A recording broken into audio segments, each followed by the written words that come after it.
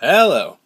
Alright, this is the first time that I have done a video of a complete, my collection for a certain console, but this is one console for which that's not too difficult because I don't have a ton of stuff for it. I have a decent collection, I guess you could say. Anyway, quick story about this. This is the red Sega Game Gear. It's the only one that I own. They released a number of colors for it, but I didn't know much about the Game Gear, so when I saw this, it was the first I knew that there was a red one.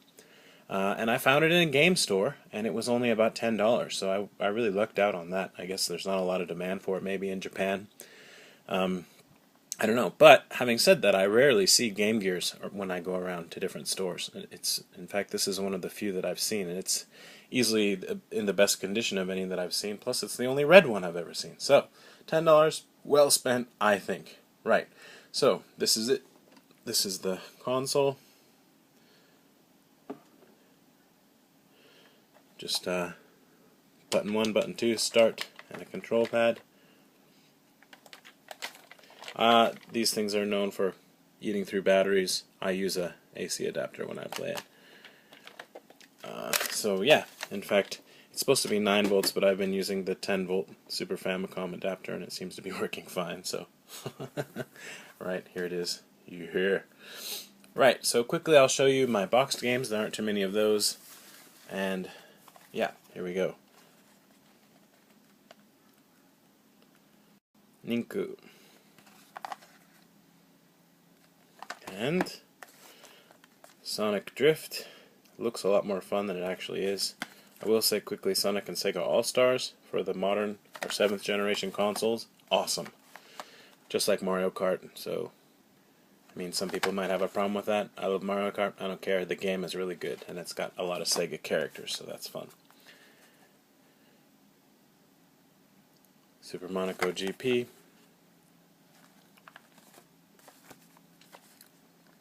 G-Lock Air Battle. And Wimbledon.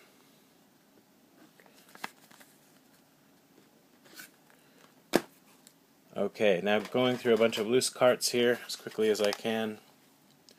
I'll save some of the best for last. Here's Ultimate Soccer. Let me just do a focus there. Okay, Ultimate Soccer. Shikinjo. There's a question mark. Kinetic Connection. Say that 5 times fast. Again, G-Lock Air Battle. Sorry, I keep bumping the camera. Joe Montana's Football. Or Joe Montana Football. One of 2 copies of Super Golf. I accidentally bought that twice, so I wasted $1, but I'll trade it with somebody sometime, I reckon. Okay, Super Monaco GP loose. Moldorian. Zon Gear. I just bought this on the off chance that it was like an action game. It's made by Wolf Team, but it's kind of an adventure RPG type game, so bummer.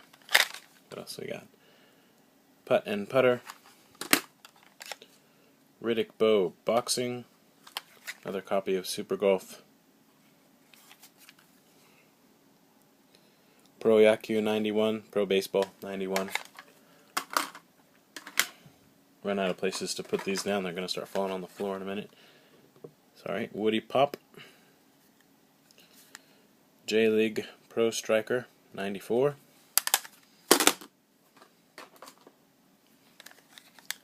Last Bible. Somebody asked me about this, what it is. It's basically a RPG type game. Doesn't really have much to do with the Bible. The main enemy, I guess his name is Lucifer. And this is Gear Stadium, so a baseball game. And then into some of the games that I like more. Castle of Illusion, starring Mickey Mouse.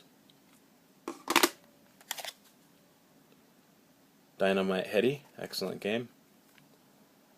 Outrun.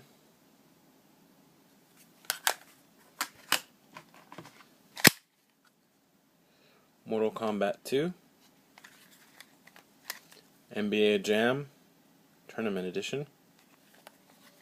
and Gunstar Heroes.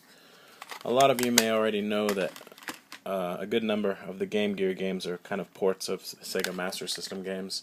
Some of them are original titles also as well. Here's Super Smash TV and Fantasy Zone, Sonic the Hedgehog, Puyo Puyo, another puzzler, and Nazo Puyo, which is based on the same game mechanic, but instead of just trying to stay alive, you have to clear stages using some strategy. You have to do it a certain way, kind of. And then these last two, this is Hale Wars, Haley Wars, however you want to say it. And it's a shooter which I thought looked like a shooter. Looks like a shooter. I didn't know about it. I picked it up, and I really like it. The music is good, and I feel like the gameplay on this is well suited to a portable machine. It's not too busy, and the level of difficulty is good. Here is Gigi Aresta 2, and this is an actual game that was made for the Game Gear. This is Power Strike 2 outside of Japan. And this game is awesome. There's just too much there for the portable console, I feel like. There's so much going on, it's hard to sometimes see your ship. When you play it on an emulator, though, it's a really good vertical shooter. I've seen this game in box for $100, more than $100 actually. So, and I didn't buy it. I was happy to find this though for something like $3 or $4 loose, and I was really pleased with that acquisition.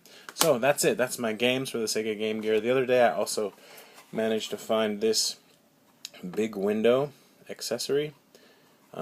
Basically, you just it's a Hulk. It's a monstrosity. You put it on like this.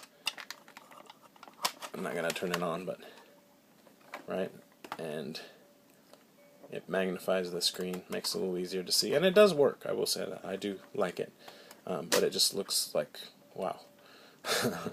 So anyway, that's my Sega Game Gear collection. If there was, what I'll do is I tried doing gameplay using the Game Gear itself, and it's really hard to capture it without having everything sort of screwed in with a vise, and it makes it hard to play the game well that way. So, plus I don't have all that kind of stuff. If there's one game out of all of these that you would like to see gameplay of, I will try to make a video of that.